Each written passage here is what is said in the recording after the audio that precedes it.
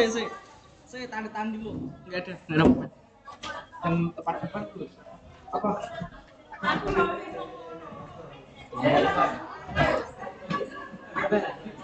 Udah ada. Apa nih? Terakhir.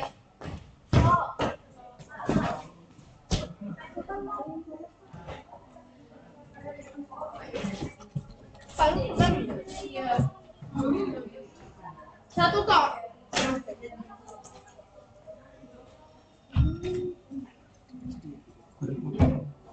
Ini dia.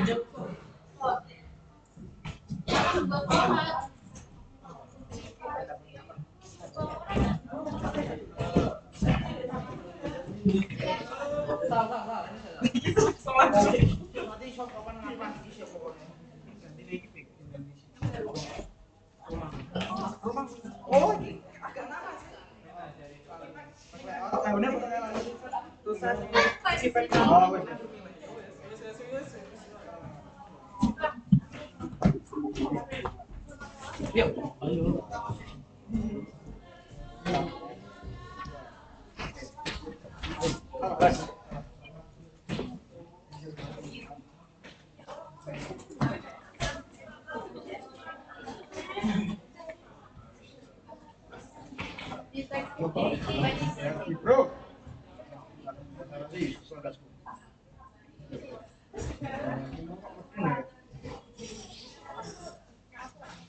Belum ya, belum enggak ya. Dan tuh.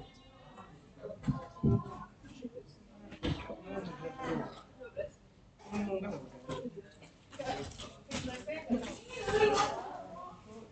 Teka mo, bikin.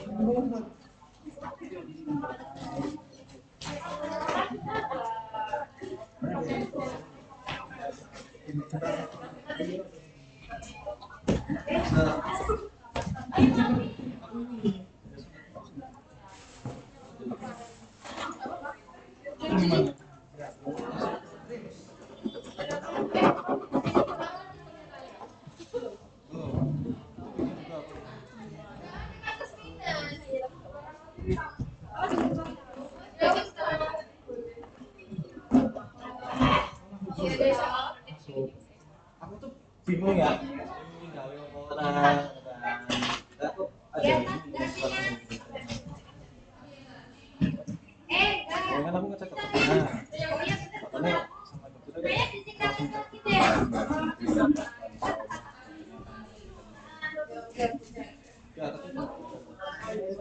ya ya aku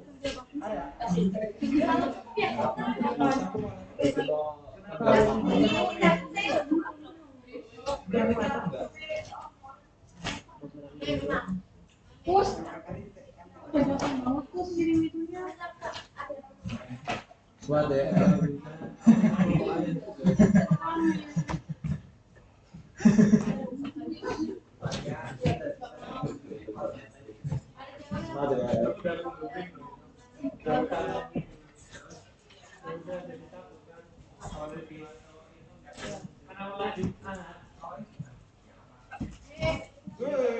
Sabar Kak, sabar Kak. Kak, sabar Kak.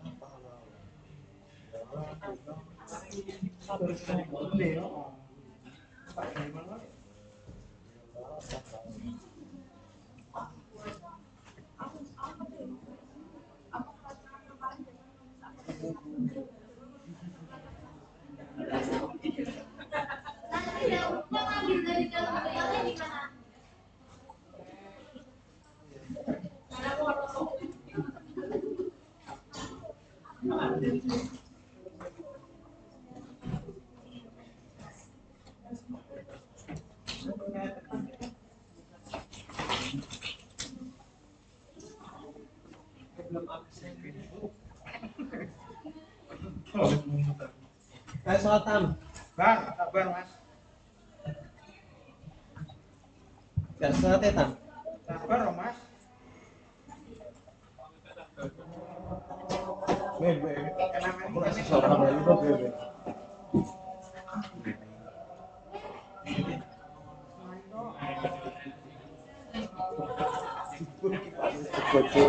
Ya.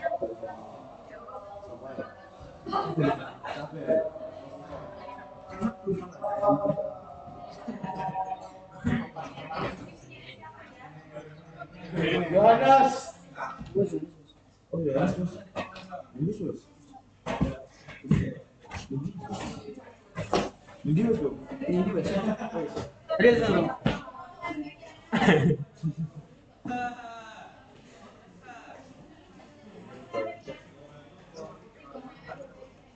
Ikan gak dijak ini.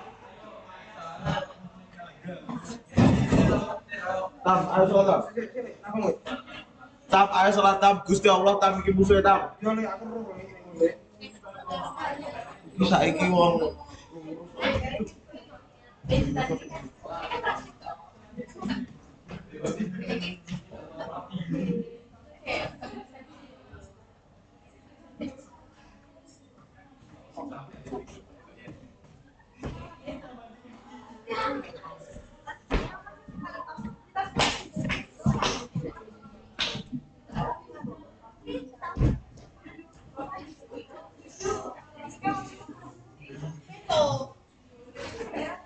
depan depan ini depan rumah ini.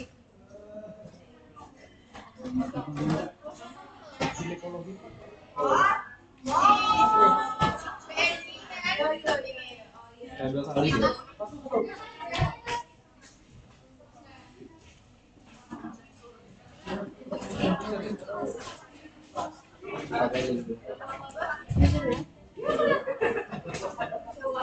Aku sudah di-upgrade kan?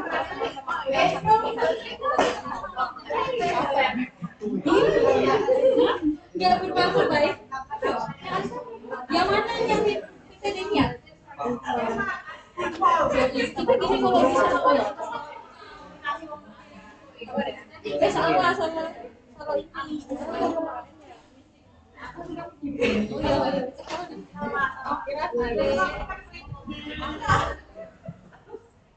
Ini 40 mana?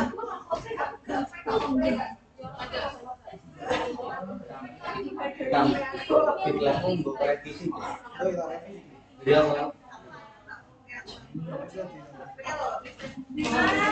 oh, saya udah di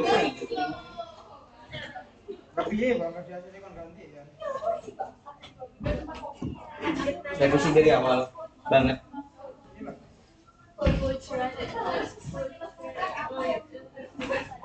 Aku tuh.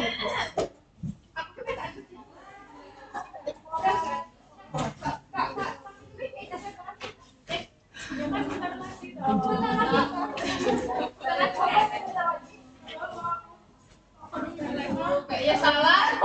Suka. Salah. Oh,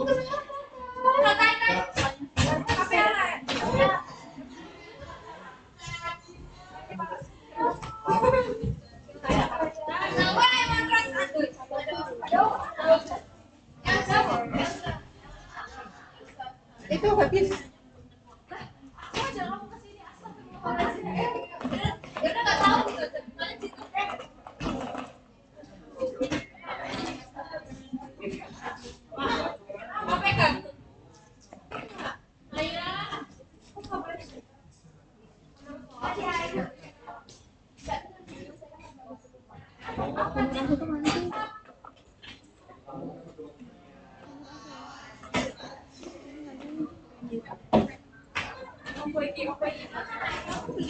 Oh.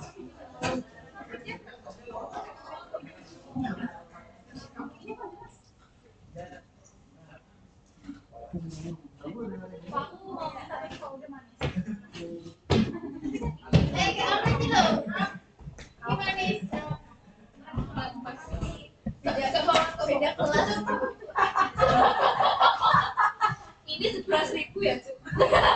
Ini 6.000. Dibalik lagi dapat itu. Ini besar, itu kecil. Coba lihat. Joli, itu tak tawari. Kamu mau nggak, Cuk? Masuk kayak sini loh. Oh, sampai ini aku. Ini.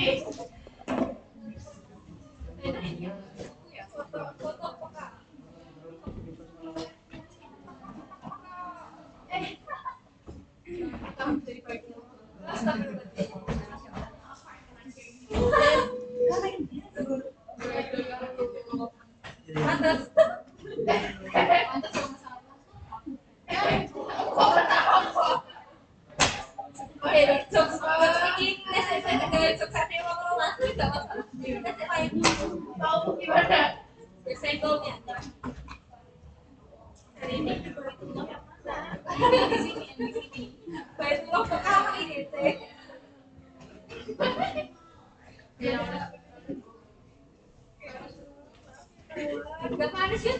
Ada ini gak yoy.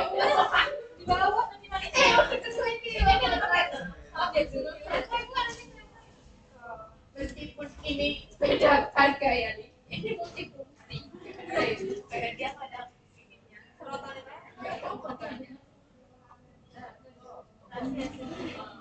Kayak satu oh no tuh. Jadi apa sih orang mau apa tuh nih? Oh iya. Makanya saya karena masih mana oh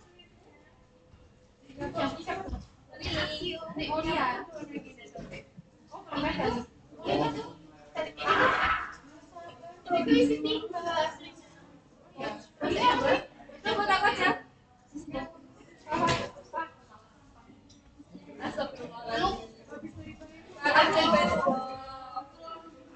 Dia habis dari gereja ya. Rumah Yohanes. Anak Yohanes. Diisiin dong. Lagi beban udah. Kamu.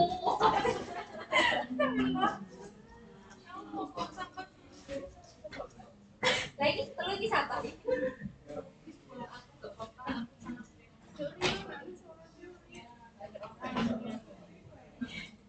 Kalau ada jadi semenjak ada ini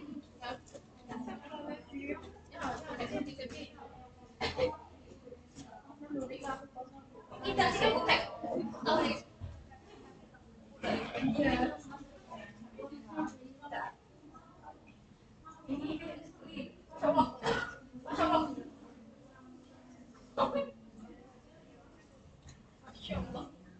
beli di mana? Strawberry ya?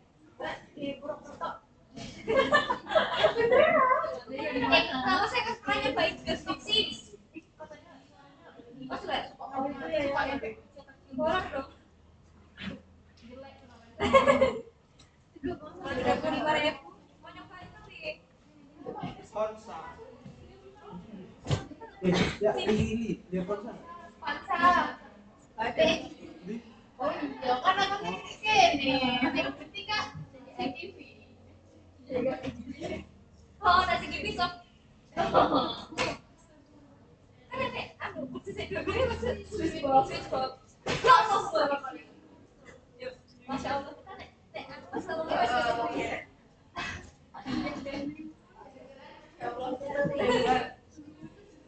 Masya Allah, kamu kan buat Facebook ke pengajian.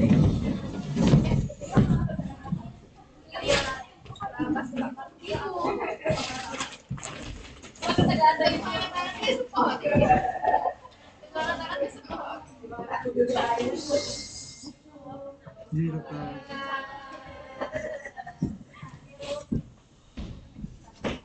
Adik, udah masuk ya materinya? Bisa kirim? Dikirim siapa? Soalnya dari kami. Mbak, biasa mengontak saya.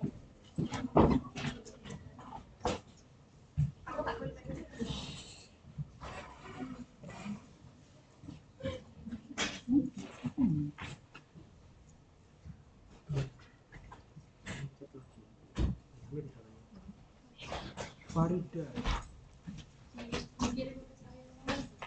Oh, berapa nomornya? Bisa dikirim ke saya nomornya?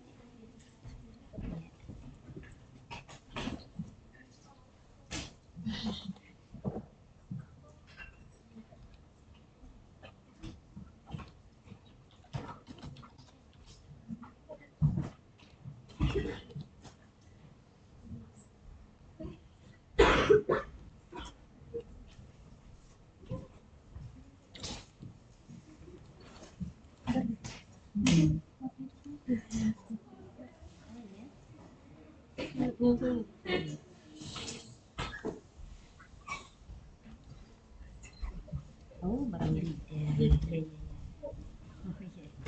Kirim ya. Tak nyala lagi. Coba aku. Kiriman ya lah. Berapa?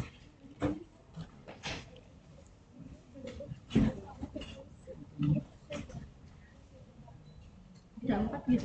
Ya, sama yang kemarin. Game kompetensi ya. Si dokter sama-sama.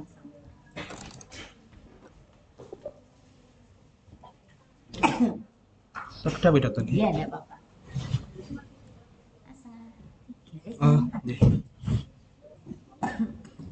kirim lah.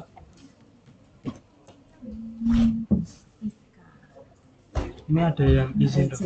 Iya. Ini kalau ini keterangan cuma ada itu doang.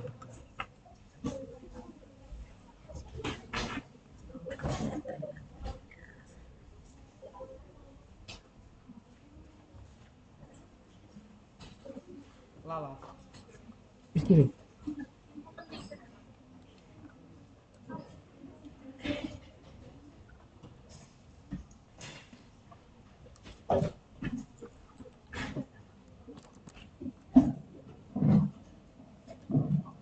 Assalamualaikum warahmatullahi wabarakatuh.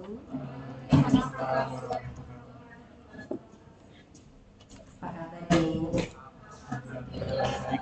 Gak pusing mau ujian ya? Biasa. Syurau. Mulai kapan ujiannya? Jam berapa? Oh gini. Satu hari aja. Gini. Tapi full semua. Canon.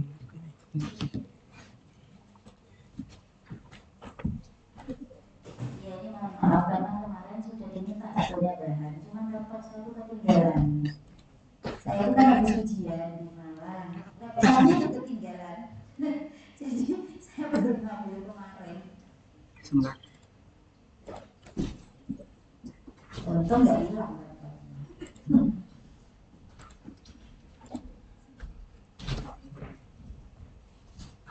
Makasih ya, Dik. Ya, adik-adik sekalian, ini pertemuan kita terakhir ya dengan materi hiperplasia endometrium, kemudian perimenopause dan juga menopause. Terus saya juga kirim ya janji saya kemarin karena kemarin ketinggalan inkontinensia urin dan amfi. Nah, nanti kalau misalnya masih ada waktu bisa kita bahas, tapi kalau misalnya tidak nanti tolong dibaca saja ya. Nanti ujiannya nggak jauh-jauh dari materi ya, dibaca aja pasti bisa jawab, tapi kalau nggak dibaca ya nggak bisa jawab nanti ya. Saya nggak nyari nggak nyari bahan dari di luar materi, itu saja. Baik, kita mulai dengan materi hiperplasia endometrium ya.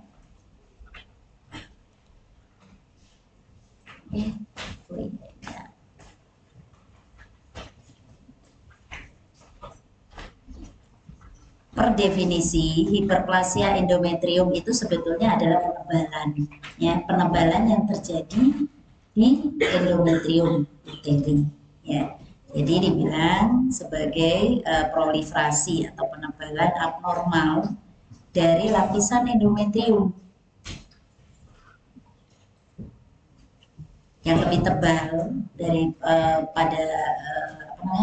dari proliferasi yang normal yang terjadi selama siklus menstruasi. Permasalahannya apa kalau terjadi hiperplasia endometrium? Ya kalau siklus menstruasi itu dia memang menebal, kemudian menipis lagi, kemudian menebal lagi. Nah, itu siklusnya normal. Kalau siklus menstruasinya normal, tidak terjadi penebalan yang disebut dengan hiperplasi. Kalau hiperplasi itu berarti penebalannya itu sudah berlebihan dari normal. Nah, resikonya apa kalau terjadi hiperplasi? Nah, hiperplasia ini merupakan satu faktor risiko terjadinya perkembangan karsinoma pada endometrium uteri. Ya, kalau uteri itu karsinomanya berbeda karena tergantung dari lapis selnya yang menjadi yang mengalami perubahan ke arah keganasan. Nah, di uterus itu ada sel yang kelenjar dan juga ada yang epidermit, ya. Jadi dua tipe uterus. Nah, kalau hiperplasi ini biasanya terbentuk karena kelenjarnya, karena dia di dalam. Sedangkan kalau serviks itu bisa karena epitelnya, dari di luarnya. Ya, jadi kita bedakan keganasan di uterus itu apakah dia asalnya dari endometrium atau dari serviks. karena beda selnya penyebabnya. Nah, kalau kita bicara hiperplasi endometrium, nah itu kita bicara kanker atau keganasannya yang dari uterusnya, yaitu di endometriumnya. Patogenese sesuai dengan klasifikasi dari WHO 2014 ya, membagi hiperplasia endometrium ini berdasarkan ada tidaknya perubahan sitologinya. Jadi yang dilihat untuk menentukan keganasan itu perubahan sitologinya. Apa saja yang terjadi pada perubahan sitologinya itu ada dua macam. Apakah hiperplasia ini tanpa atipika atau dengan atipika? Ya, jadi ada dua macam. Ini yang menentukan jenis dari hiperplasia endometrium. Nah, yang kita pelajari di sini adalah dua jenis ini aja, nggak banyak-banyak ya. Itu nggak banyak, cuma dua.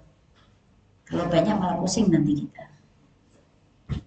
Nah, ini adalah tipe yang hiperplasia atipikal. Atipikal ini arahnya memang ke arah kondisi ganas atau prakancer ya. Walaupun tidak semua, tetapi beberapa persen dari hiperplasia atipikal ini berhubungan dengan keganasan. Ya, terjadi atipia seluler. Kemudian secara histologis ini yang jaringan endometrium ini wajib untuk klasifikasi diagnostiknya ya. Jadi nanti yang diperiksa adalah secara histologis untuk menentukan adanya atipikal ini. Kalau yang hiperplasia tanpa atipikal atau atipia, resiko berkembang menjadi CA endometrium cancer ini kurang dari 5%. Jadi dia lebih ringan kalau tanpa atipika. Kurang dari 5% ini terjadinya juga selama 20 tahun. Jadi kecil resikonya untuk terjadi CA endometrium. Tetapi kalau hasil PA-nya, sitologinya nanti atipikal, nah ini kita harus hati-hati karena arahnya ke CA endometrium. Ya. Jadi nanti kalau ada soal yang mana, jangan lupa yang atipikal itu, yang mengarah ke CA endometrium. Kemudian resiko hiperplasia atipikal 28% ini selama periode waktu yang sama jika tidak diobati. Jadi dia memang perkembangannya memang lambat. Ya, jadi menetap kadang-kadang. Resiko keganasannya walaupun dibilang sedikit ya, kecil, tapi ada resikonya, yaitu sebesar 43%. Ya. Apa saja yang menjadi faktor resiko untuk terjadinya hiperplasi endometrium? Ya, yang paling utama adalah faktor estrogen atau unopposed by progesterone. Jadi memang murni penyebabnya karena estrogen, yang tidak terpapar juga karena progesteron. Kemudian rangsang pertumbuhan sel endometrium ini dengan mengikat reseptor estrogen di inti sel endometrium. Ya, merangsang pertumbuhan sel endometrium. Kemudian faktor resiko yang paling utama adalah faktor yang menyebabkan peningkatan estrogen, karena memang yang utama adalah terjadinya hiperplasi ini adalah estrogen. Sehingga faktor-faktor penyebab peningkatan estrogen itu kita harus hati-hati. Apa saja? Misalnya obesitas, penggunaan estrogen eksogen. Ya, misalnya pil KB yang murni estrogen tanpa ada kombinasi dengan progesteron. Nah, ini hati-hati karena memang paparan estrogennya berisiko. Kemudian tumor ovarium yang mensekresi estrogen. Ada beberapa tumor ovarium ya yang menghasilkan estrogen. Nah, ini juga harus hati-hati. Kemudian penggunaan tamoxifen. Tamoxifen ini digunakan untuk CA mame sebetulnya. Di mana untuk CA mame ini tamoxifen mempunyai efek anti estrogen. Tetapi tamoxifen ini pada uterus dia pro estrogen. Nah, ini harus hati-hati.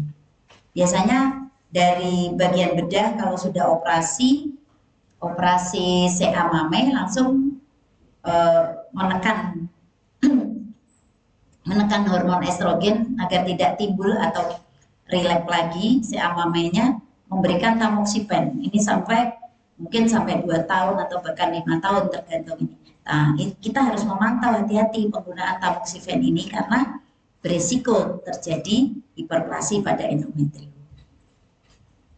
Kemudian apabila ada gejala sindrom ovarium polikistik, ya pada pasien-pasien infertil ini kan biasa terjadi PCO, polikistik ovarium.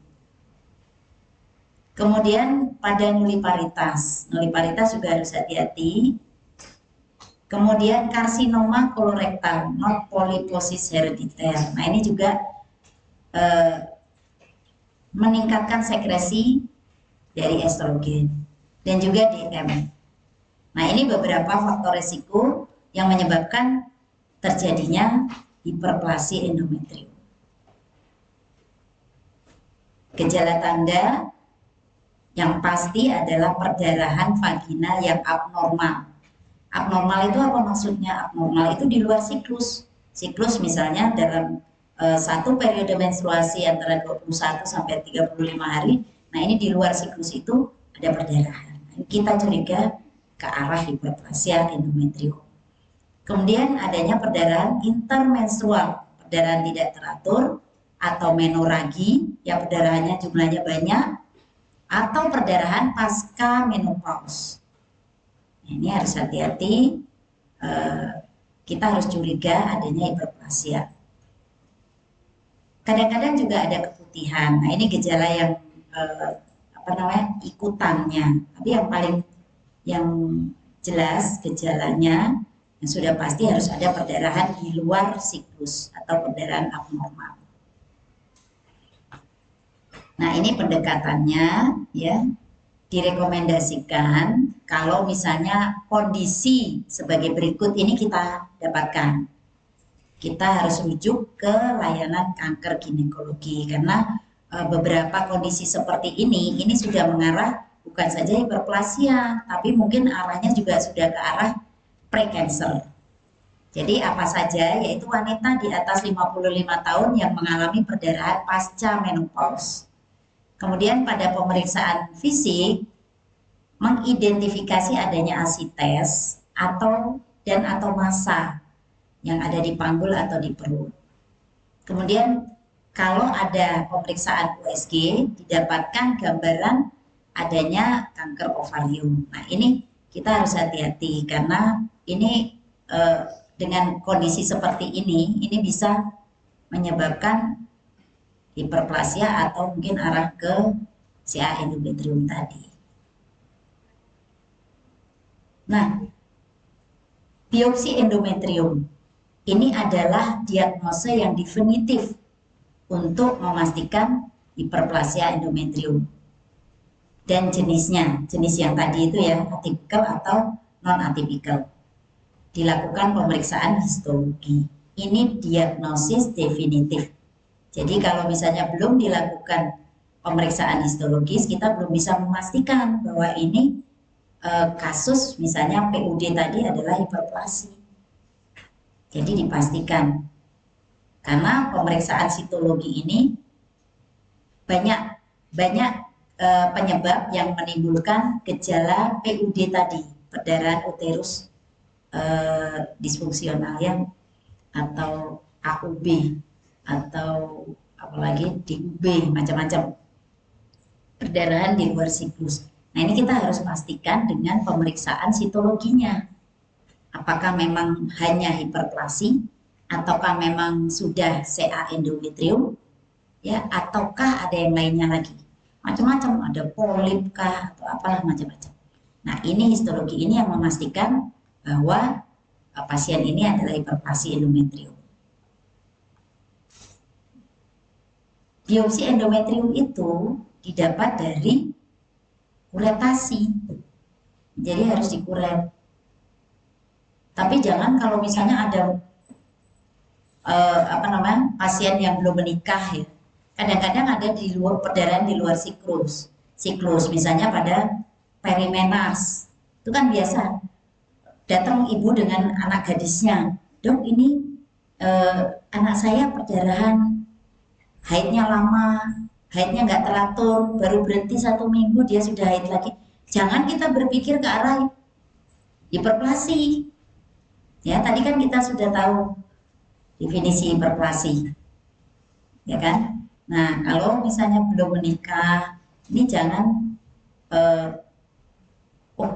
menurut dokter Prita itu diagnosa definitif ini harus histologi, dikuret lah, itu nggak boleh. Ya, jadi kita harus betul-betul menyatukan antara anamnesis, kemudian pemeriksaannya, kemudian apa yang diperlukan untuk menunjang diagnosisnya. Nah, kalau untuk yang hiperplasi endometrium ini, ya tadi kan terjadi karena mendekati menopause, perimenopause, atau yang lain-lain, nah itu baru arahnya histologi, dilakukan kuretasi. Kemudian pengambilan ini biasanya dilakukan di rawat jalan, kadang-kadang juga diperlukan dengan anestesi, ya. Kemudian pengambilan sampel ini akan melewatkan beberapa hiperplasia dan beberapa kanker. Nah itu tadi. Jadi maksudnya pemeriksaan histologi ini itu untuk menentukan apakah penyebabnya memang hiperplasia endometrium atau ada penyebab yang lain, ya. Kemudian ada pemeriksaan lain yaitu dengan histeroskopi. Jadi kalau histeroskopi ini kita meneropong langsung ke dalam kavum uteri. Kita lihat kondisi dari kavum uteri tadi.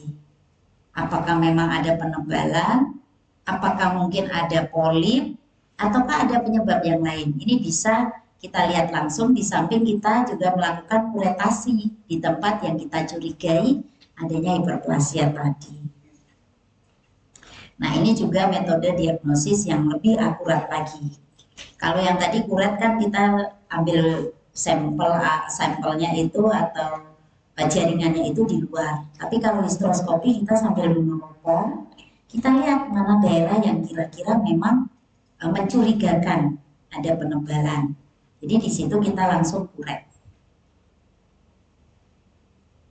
Nah di situ juga kita bisa lihat kalau memang ada polip, kemudian kita langsung ambil polipnya dengan histeroskopi.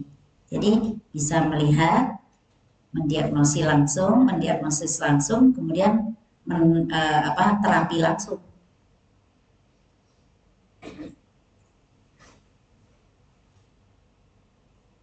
Ya ini ya, jika hiperplasia endometrium ditemukan bersama polip atau lesi vokal lainnya, maka histeroskopi ini sangat penting dilakukan.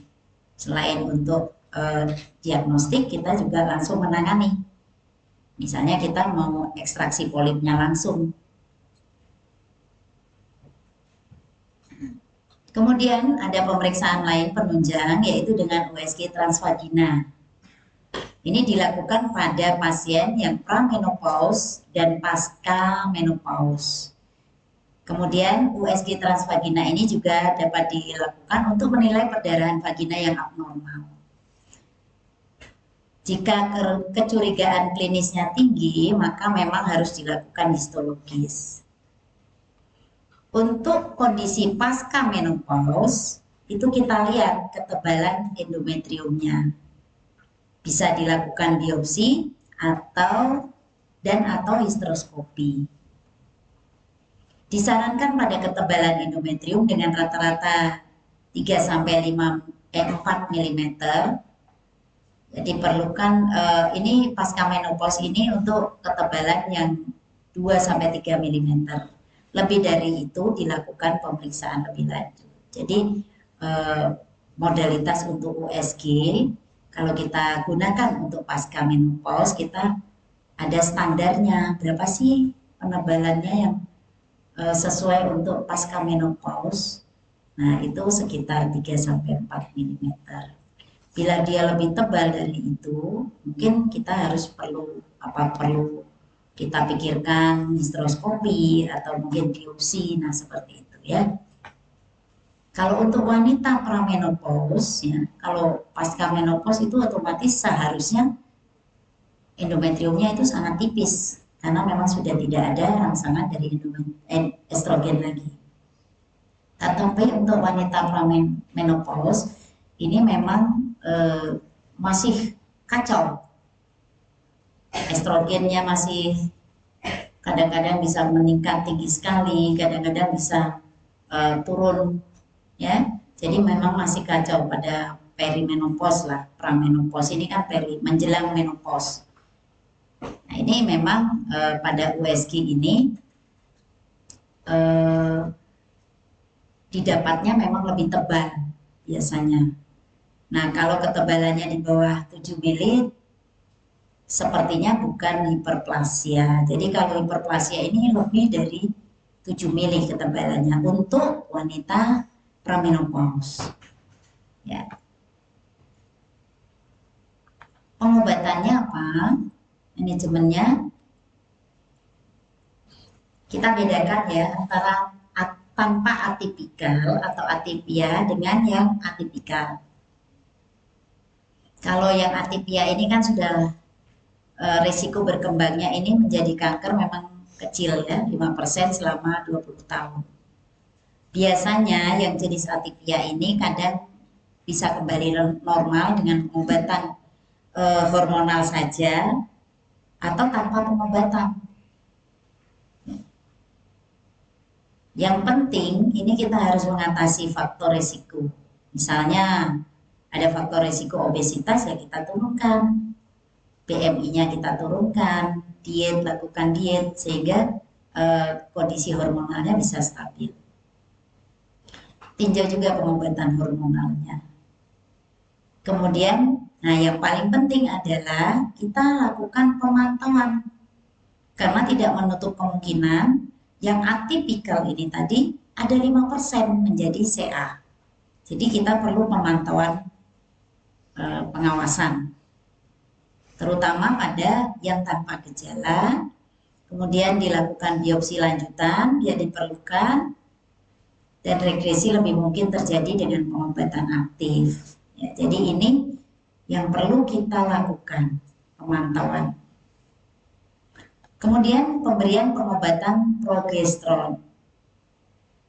Ya, progesteron ini ada beberapa bentuk atau beberapa jenis pemberian progesteron ini. Ada yang kemarin kita sudah singgung pada saat KB, ada yang IUD dengan hormon itu IUS itu. Ya. Sistem intrauterine levonorgestrel ini sebagai pilihan lini pertama karena memang lebih efektif dalam menginduksi regresi dan efek sampingnya lebih sedikit. Ya, di IUD kan ada beberapa jenis yang saya sampaikan kemarin, ada yang mengandung hormonal. Nah, itu namanya IUS. Di situ memang dilepas secara siklis hormonnya, ya khususnya progesteron, dia secara siklis dilepas setiap harinya. Jadi dia lebih teratur. Nah, ini sebagai lini pertama. Kemudian lini kedua adalah pengobatan progesteron oral berkelanjutan, ya, baik itu bentuk medroxyprogesterone 10-20 mg per hari atau norepinephrine 10-15 mg per hari. Ya, ini selama terus-terusan ini. Makanya kalau pasien pun, kita pun sendiri kalau misalnya minum obat yang secara terus-terusan bosan ya. Makanya lini pertama ini pakai IUD itu tadi. Sudah dipasang di dalam, estrogennya dikeluarkan langsung dari IUD-nya, sehingga tidak memberatkan pasien. Perawatan dengan keduanya digunakan setidaknya selama 6 bulan. Ya, walaupun idealnya untuk IUS ini karena hormon yang dilepas itu tidak banyak, siklis, ini bisa dibiarkan sampai 5 tahun penuh. Tindak lanjutnya bagaimana untuk pengawasan? Lakukan biopsi endometrium tiap 6 bulan sampai 2 kali biopsi berturut-turut hasilnya negatif. Nah, kemudian biopsi tahunan sesudahnya harus dipertimbangkan dengan resiko yang lebih tinggi, misalnya obes atau BMI lebih dari atau sama dengan 35. Nah, ini dilanjutkan dengan biopsi tahunan setiap tahun. Kemudian edukasi yang paling penting pada wanita dengan perdarahan lanjutan untuk menilai apakah kita curiga terjadi kekambuhan atau tidak. Ya, ini penanganan atau manajemen yang atipikal, non atipikal ya. Tetapi kalau atipikal beda lagi. Kemudian ini masih ada ya. Kita bisa lakukan juga pendekatan secara histerektomi walaupun tidak merupakan indikasi untuk yang non atipikal. Tetapi histerektomi ini bisa digunakan dengan kasus-kasus seperti ini. Misalnya terjadi regresi meskipun progesteron telah diberikan. Ada perubahan menjadi hiperplasia atipikal. Ada kekambuhan setelah pengobatan. Atau wanita ini sendiri ingin dilakukan histerektomi. Daripada saya nanti beresiko terjadi keganasan, anak saya sudah cukup, lebih baik saya minta di histerektomi. Ya nggak apa-apa, boleh. Ya. Kemudian wanita yang menjalani terapi penggantian hormon atau hormonal replacement terapi dengan hiperplasia endometrium. Ini sarannya adalah pemakaian IUS sebagai progesteron. Ya. Wanita yang menggunakan tamoxifen, nah ini kan risikonya lebih tinggi mengalami hiperplasia endometrium. Kemudian IUS mungkin sedikit mengurangi risiko hiperplasi.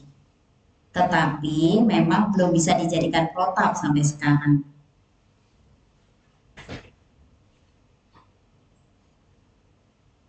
Kemudian untuk yang atipikal, tipe atipikal, ini yang pertama sudah pasti lakukan histerektomi total dengan salpingo-ovarektomi bilateral, terutama untuk wanita pasca menopause. Ya. Jadi total langsung diangkat uterus, tuba, ovarium, histerektomi. Kemudian lakukan pendekatan laparoskopi. Nah, kalau misalnya memang ada modalitas, sarananya ada, laparoskopi bisa dilakukan,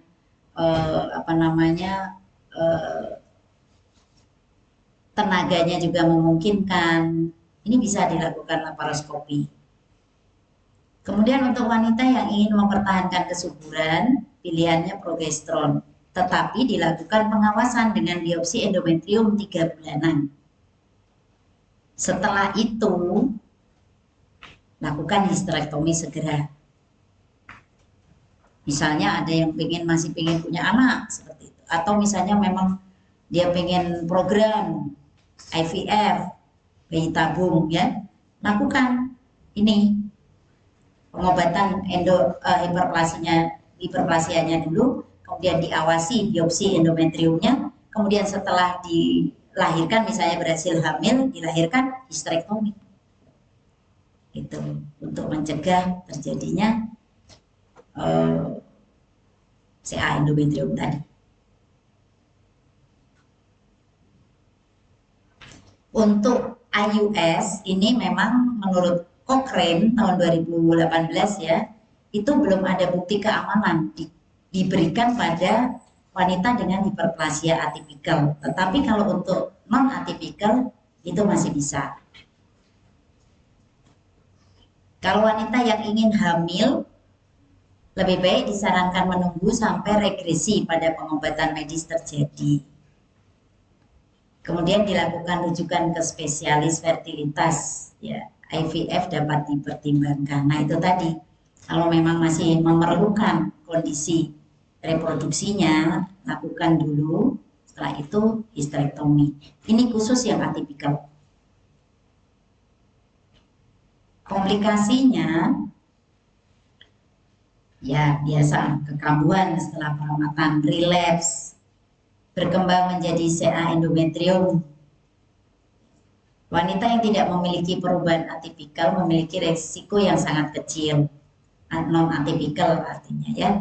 Sebanyak 40% wanita yang hiperplasia atipikal ini memiliki karsinoma bersamaan.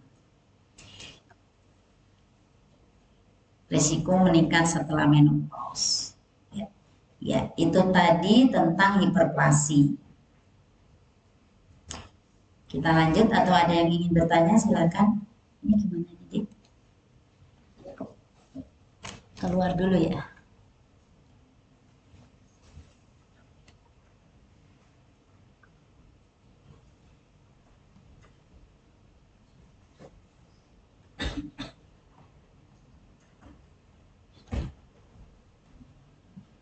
Perimenopause.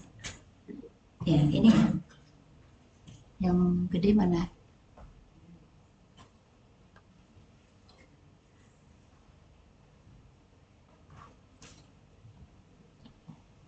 Mana di slide show-nya?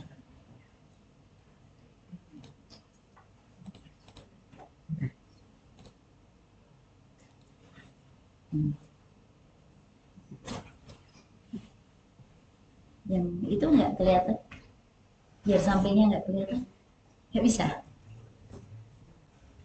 Gimana?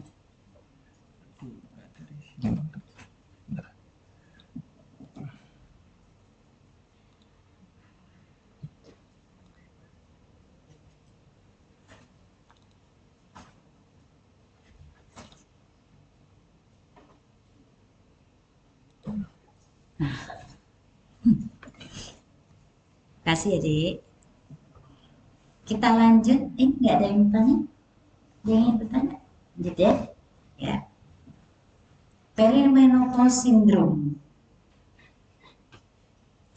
Pengertian dari perimenopause ini merupakan suatu transisi sebetulnya dari yang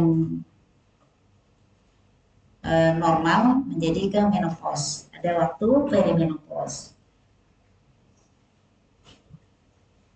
Jadi perimenopause ini itu sebetulnya merupakan tanda akhir dari tahun-tahun reproduksi.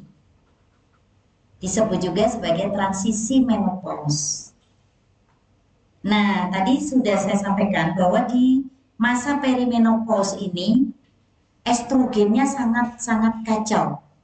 Naik turun secara tidak merata. Sehingga banyak permasalahan di perimenopause ini terkait dengan kondisi estrogen tersebut. Salah satunya tadi hiperplasi, sehingga menyebabkan gejala perdarahan yang tidak teratur, perdarahan yang banyak, kemudian juga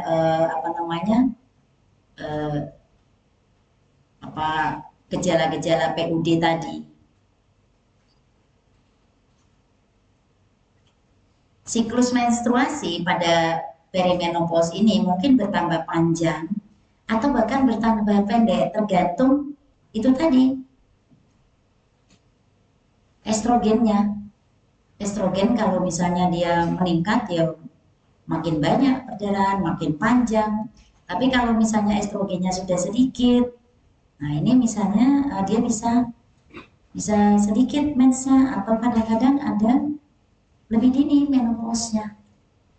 Ya, tergantung kondisi estrogen. Masing-masing wanita ini berbeda semua. Yang di sini sama di sini berbeda kondisi estrogen. Ya, tergantung macam-macam hormonnya.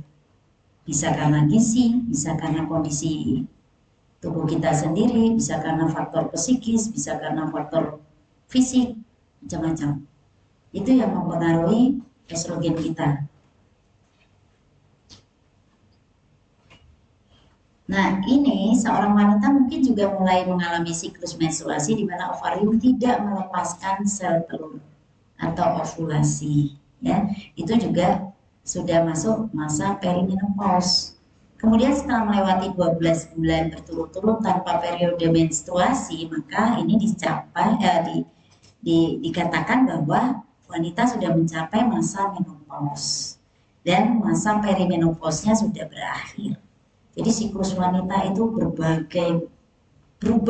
terus, dari bayi, anak-anak, remaja, kemudian usia reproduksi, masuk perimenopause, masuk menopause, masuk senilis lagi. Jadi berubah terus siklus hormonal kita. Penyebabnya ya, perubahan pada tubuh ini selama perimenopause merupakan hasil dari peningkatan dan penurunan estrogen yang tidak beraturan. Intinya di situ. Faktor resiko macam-macam ya, ini bisa karena kebiasaan merokok, riwayat keluarga. Nah, kadang-kadang memang ada riwayat keluarga ibunya misalnya menopause di usia 40 tahun. Nanti anaknya juga kadang-kadang menurun memang. Usia di sekitar 40 ini sudah menopause. Menjalani pengobatan kanker. Nah, ini faktor kemoterapi kah, faktor kemoradiasinya, ini semua beresiko, berefek pada kondisi hormonal. Kemudian histerektomi. Histerektomi pengangkatan uterus sudah pasti mengganggu estrogennya. Kemudian juga pengangkatan misalnya ovarium. Ini juga sudah pasti mengganggu hormon estrogen. Jadi memang faktor-faktor pembedahan terutama di organ genitalia interna ini merupakan resiko terjadinya perimenopause, menopause yang lebih cepat. Gejalanya adanya siklus menstruasi yang tidak beraturan. Lama waktu menstruasi ini berbagai macam gambarannya atau gejala yang timbul, bisa dia lebih lama, panjang. 2 minggu saya haid terus Bu Dokter, nggak pernah berhenti. Banyak nggak? Banyak.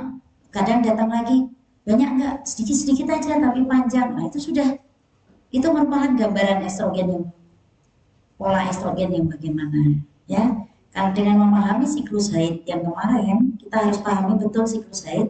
Maka kalau misalnya ada pemanjangan waktu haidnya, pemendekan waktu haid, itu kita bisa tahu, oh estrogennya kah atau progesteronnya yang terganggu. Ya, jadi pola siklus menstruasi itu harus kita pahami betul. Gejala lainnya, walaupun tidak tidak full blown ya di perimenopause, gejala-gejala ini tidak full blown, tapi gejala ini biasanya lebih full blown kalau sudah memasuki fase menopause. Nah, ini gejala-gejala yang bisa dialami di masa perimenopause. Bisa hot flashes ya, perasaan panas pada wajah dan tubuh. Kemudian gangguan tidur, perubahan mood, ya kadang marah, kadang depresi, vagina menjadi kering, lubrikasi dan elastisitas vagina berkurang. Kemudian resiko infeksi pada saluran kemih, menurunnya libido, peningkatan kadar LDL, penurunan kadar HDL, ini bisa kita lihat kalau kita lakukan pemeriksaan lab ya.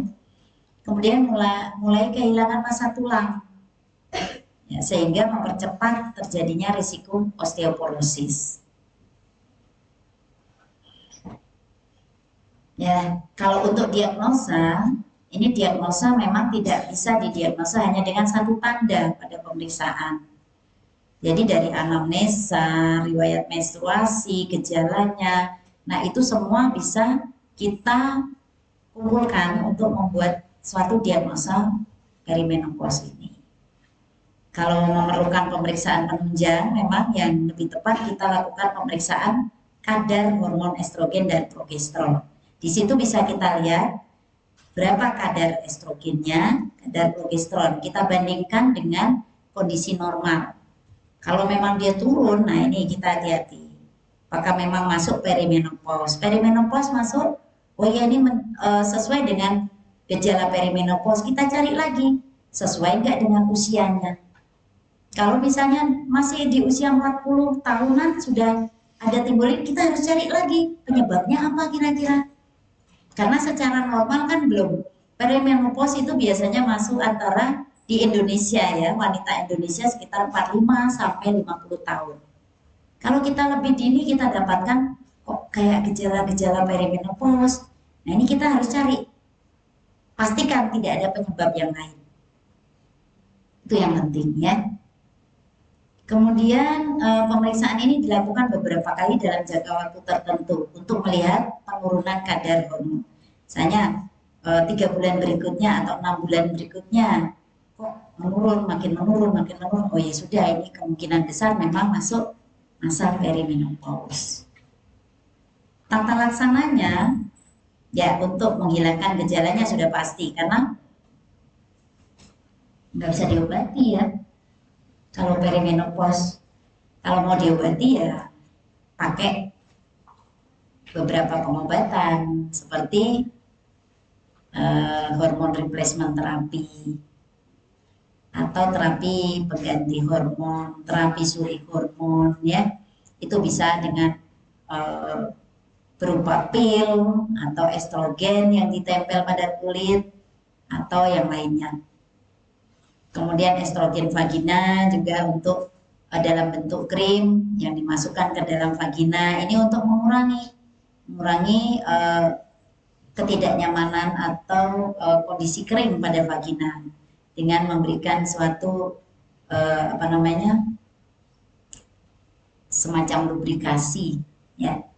Kemudian juga kalau diperlukan kadang-kadang memang ada yang keluhan sindromnya itu premenopause itu keras sekali dan tidak bisa tidak bisa kompensasi dengan gejala seperti itu ya, mungkin kita perlu berikan antidepresan atau gabapentin ya. Jadi tergantung gejala atau keluhan yang diderita.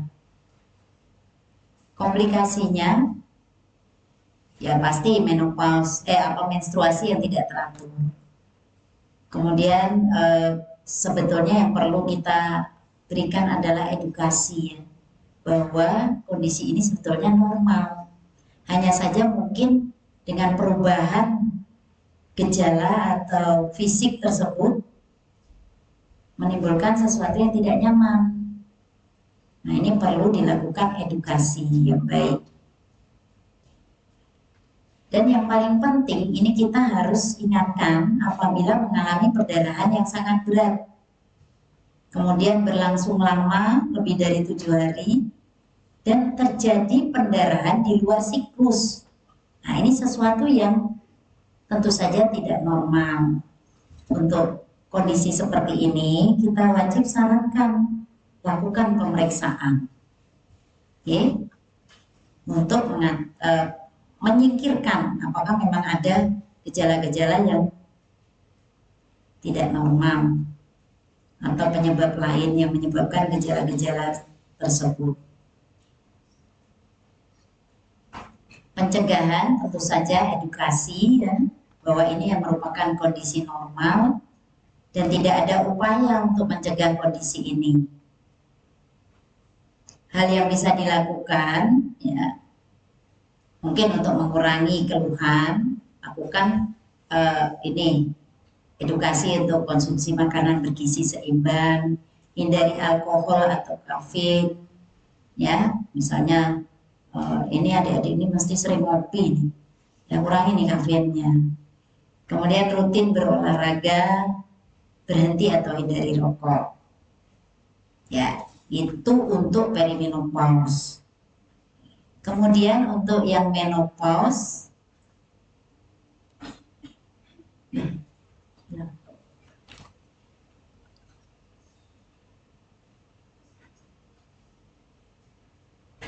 hilang ya, mana yang lainnya tadi?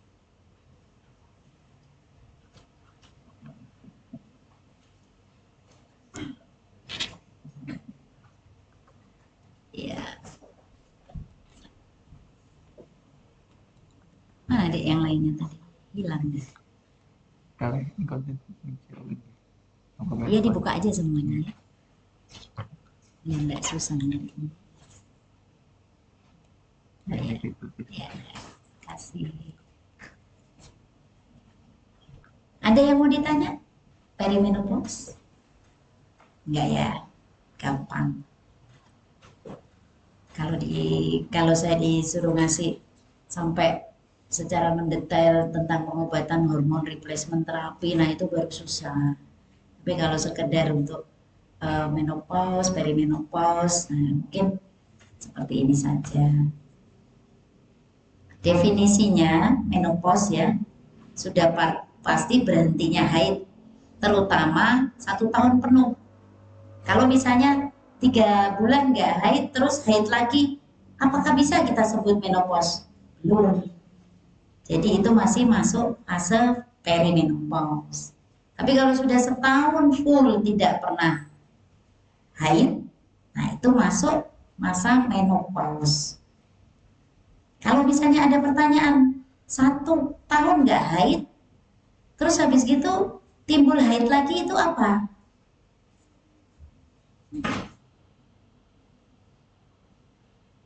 Ada yang bisa jawab? Ini kita sudah nggak men saya Bu, sudah 1 tahun nggak men. Ya terus tahu-tahu kok saya men lagi, itu masuk apa itu? Ada yang bisa jawab?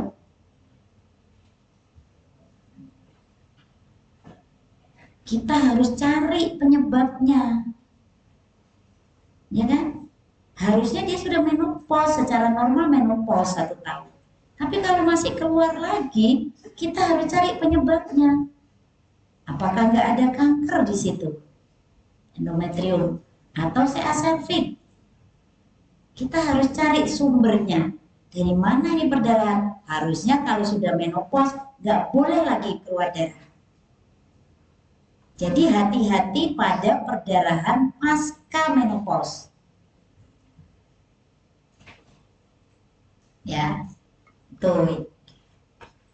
Ini usia rata-rata mulai dari 51 tahun. Perimenopause, yang disebut perimenopause adalah periode 2-3 tahun sebelum menopause yang sebenarnya. Atau siklus mulai menunjukkan berbagai bentuk ketidakteraturan. Itu perimenopause ya. Perubahan hormon yang terjadi pada perimenopause yaitu penurunan kadar estradiol. Kemudian bertahap terjadi peningkatan kadar FSH. Kemudian tertunda peningkatan kadar LH. Nah, hal ini disebabkan oleh karena penurunan kinerja folikel yang tersisa. Jadi mulai masuk fase perimenopause itu sudah di ujung tanduk itu sel folikel-folikelnya, folikel sel telurnya sudah di ujung tanduk sisa-sisa, makanya terjadi kondisi perubahan seperti ini pada hormonalnya. Meskipun ada perubahan ini, kadang-kadang masih ada ovulasi. Nah, risiko kehamilan yang tidak direncanakan tetap ada. Hanya kadang-kadang memang tidak banyak, tapi ada wanita yang baru hamil, kadang hamil di usia 50 tahun. Ada kan? Beritanya juga pernah ada, 55 tahun hamil, nah seperti itu. Jadi kadang-kadang masih ada ovulasi. Memang wanita ini penuh misteri dia. Misteri yang memusingkan. Perubahan hormon pada masa menopause kalau tadi, nah ini ya kadarnya berbeda untuk FSH dan LH. Nah ini kalau menopause persisten, peningkatan kadar FSH ini persisten, peningkatan kadar LH juga persisten, kemudian peningkatan produk testosteron ovarium, sirkulasi estradiol terutama berasal dari konversi estron perifer yang berasal dari androstenedion. Kemudian estradiol ini mungkin cukup untuk menopang payudara dan organ lain yang distimulasi estrogen. Misalnya sebagian pada vagina, uretra, dan lain-lain.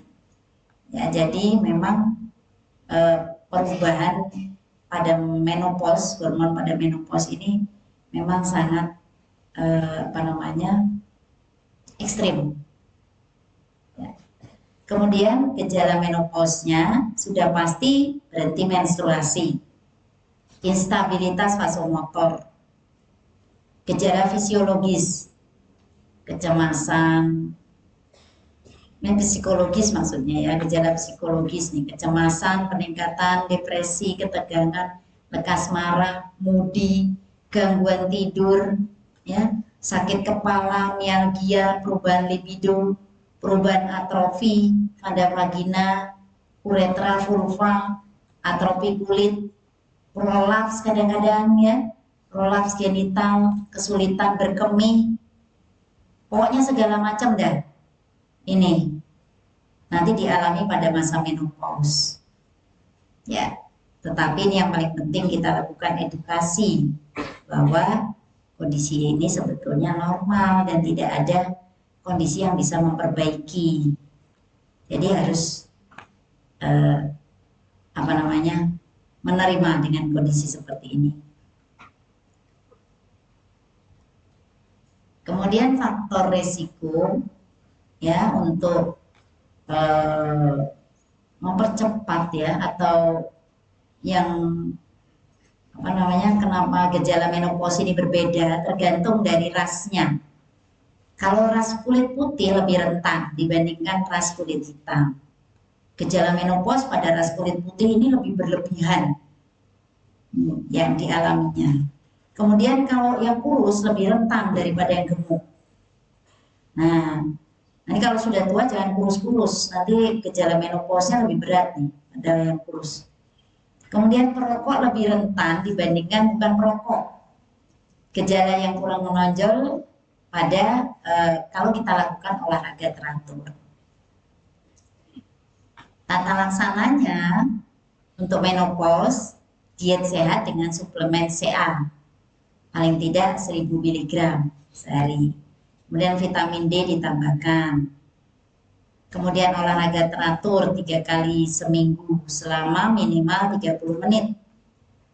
Sudah pasti berhenti merokok, dan apabila ingin menggunakan HRT atau hormon replacement therapy, lakukan pemberian kombinasi estrogen dan progesterin untuk pasien yang masih memiliki rahim. Ya. Kalau yang sudah menjalani histerektomi, berikan estrogen saja.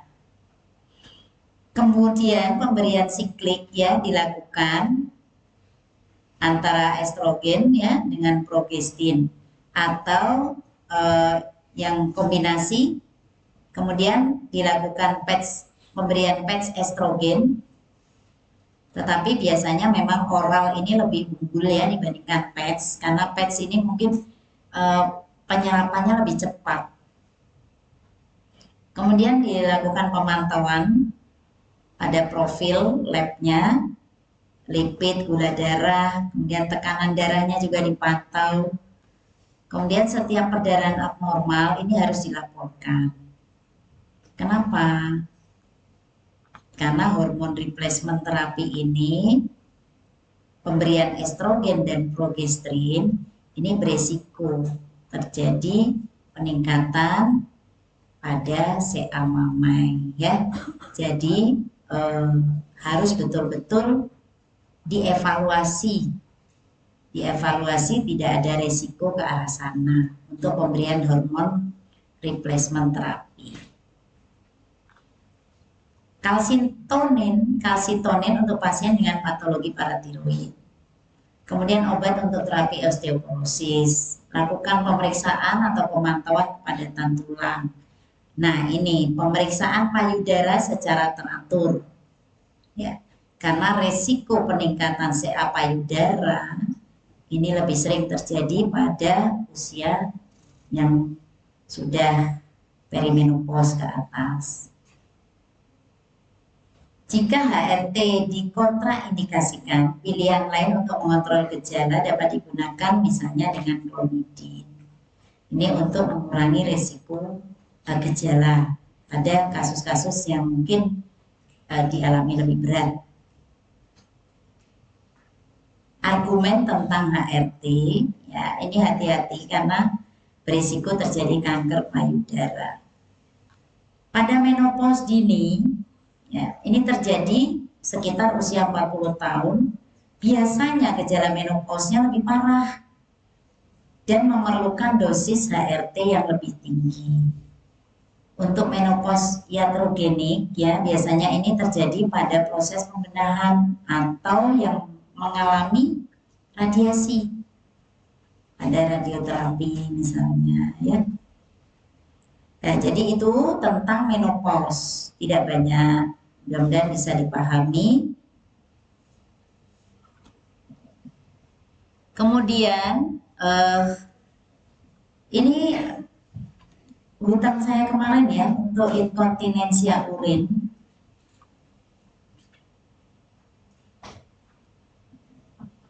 Nanti bisa dibaca-baca saja ya, karena memang inkontinensia urin ini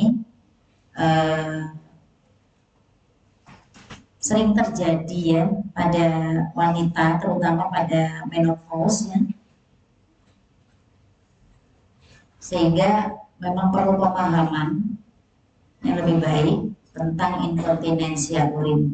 Paling sering biasanya terjadi inkontinensia urin. Ketawa sedikit sudah pipis, ya nggak bisa nahan pipis. Daripada inkontinensia alvi, memang kasus memang lebih tinggi di inkontinensia urin. Ya, dari anatomi saluran kemih, ya. Ini adalah vesika urinaria, kemudian ada otot-otot penunjangnya di sini, ya.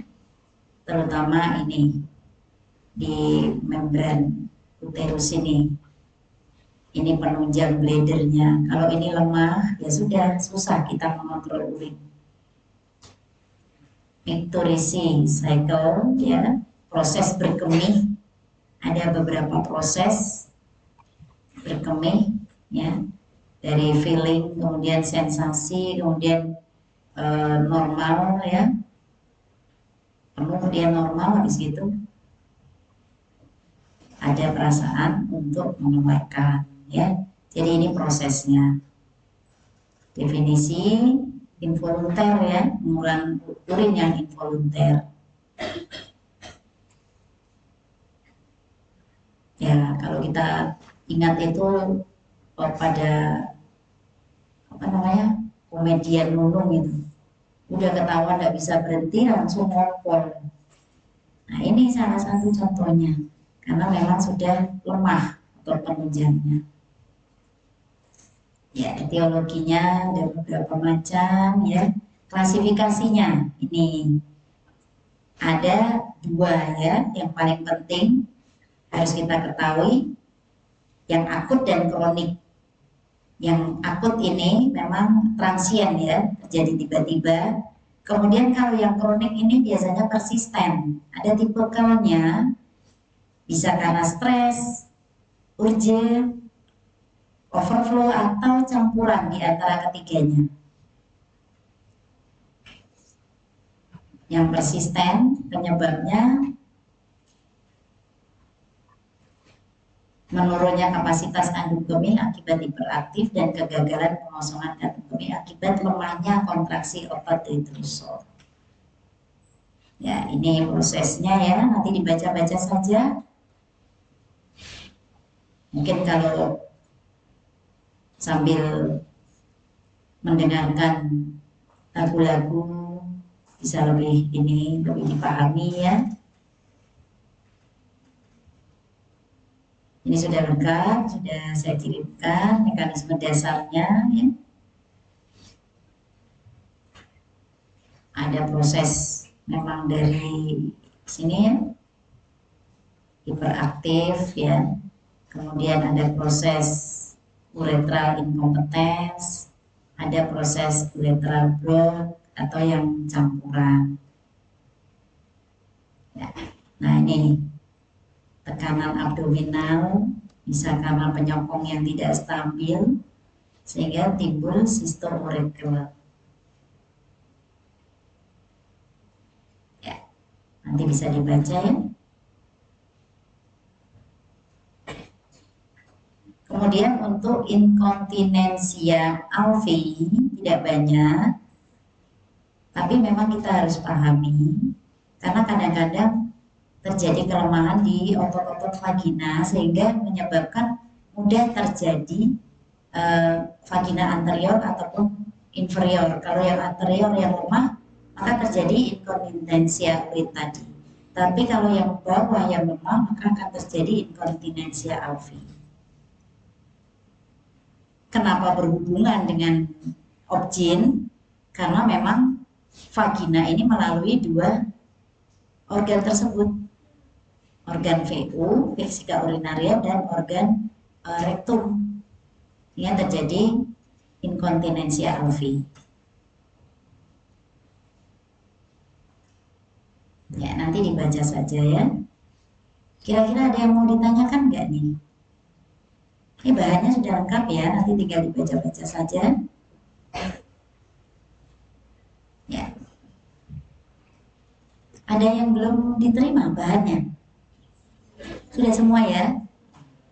Oke. Ya, mungkin bisa saya akhiri, nanti adik-adik bisa belajar karena waktu ujian juga sudah dekat.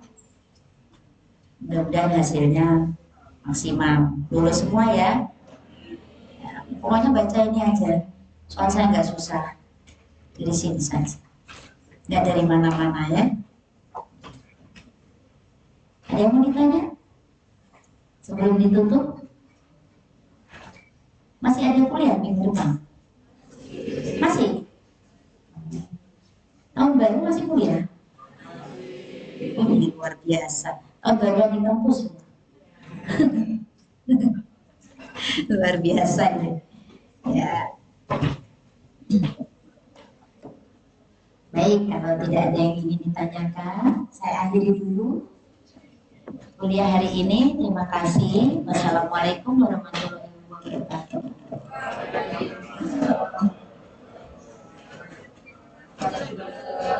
Sama-sama, sukses ya. Lulus semua. Amin.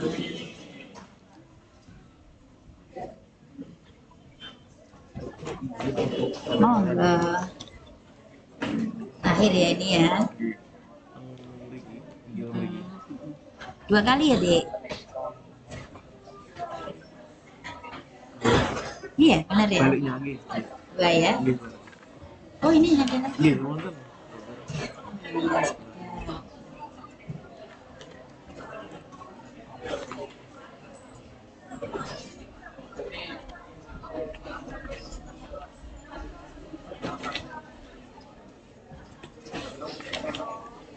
Semua ya, Dek?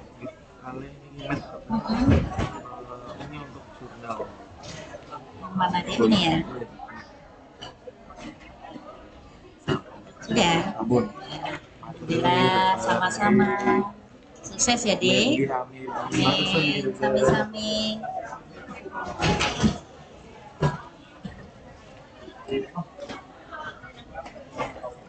Kasih ya, Dek? Mari, assalamualaikum.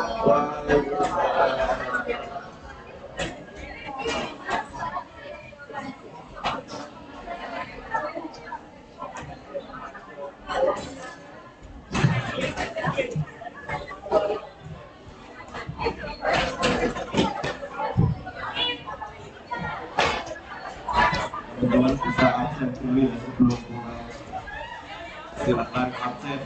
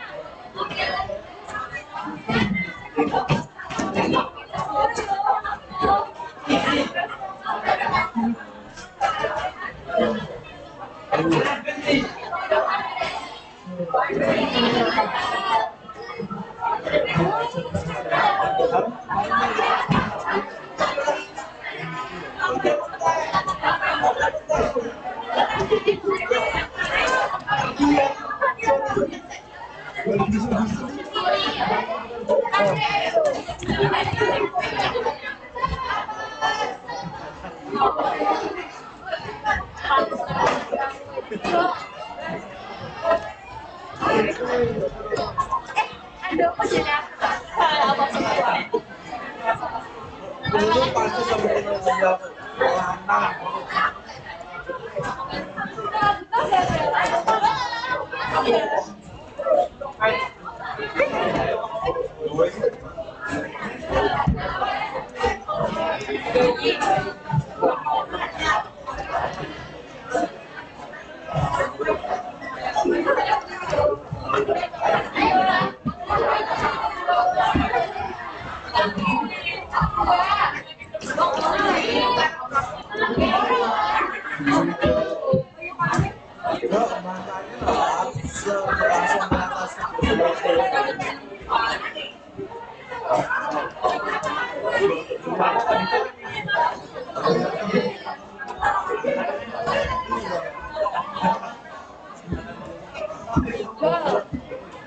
Dan di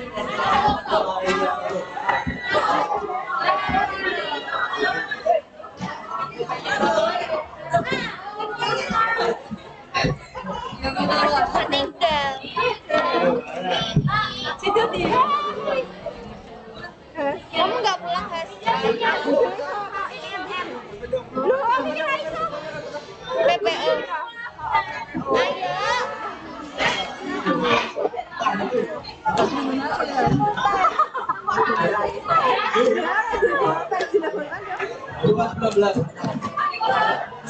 Ayo. Ayo.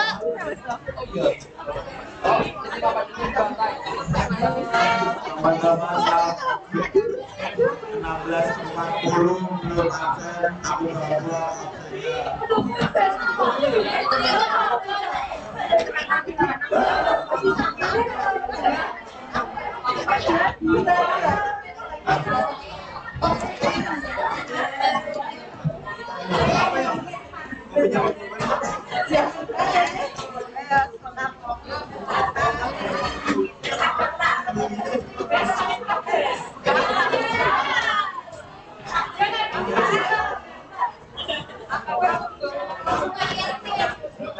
jalur jalur udah sing kaya sing ping-ping dulu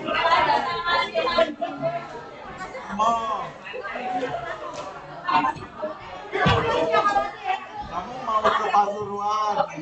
Pasuruan ada apa?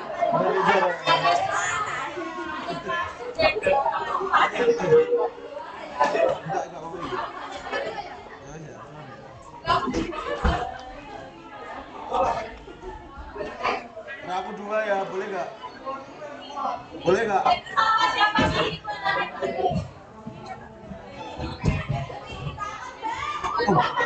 Belinya di mana nggak?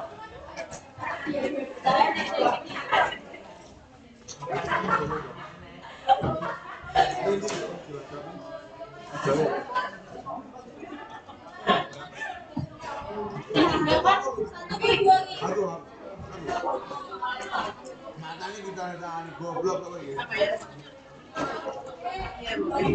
Satu mau. Satu lagi mau.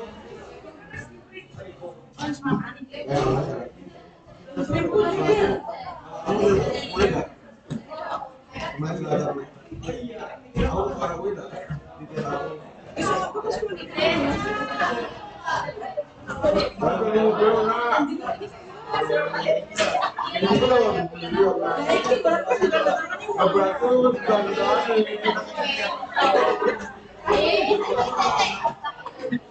Bisa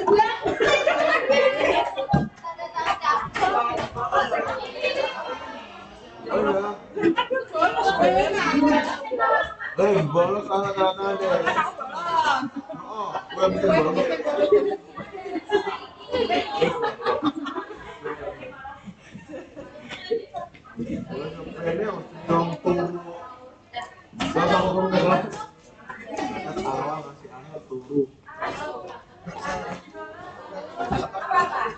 Atau kuliah atau apa?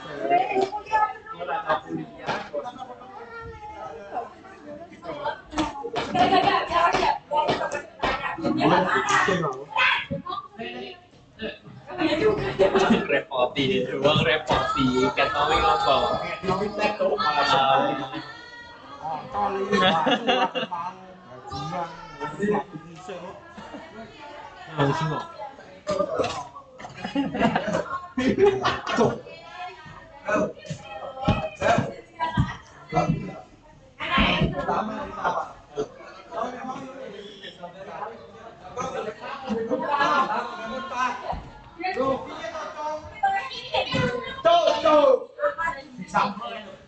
Kipal. Bayar TU.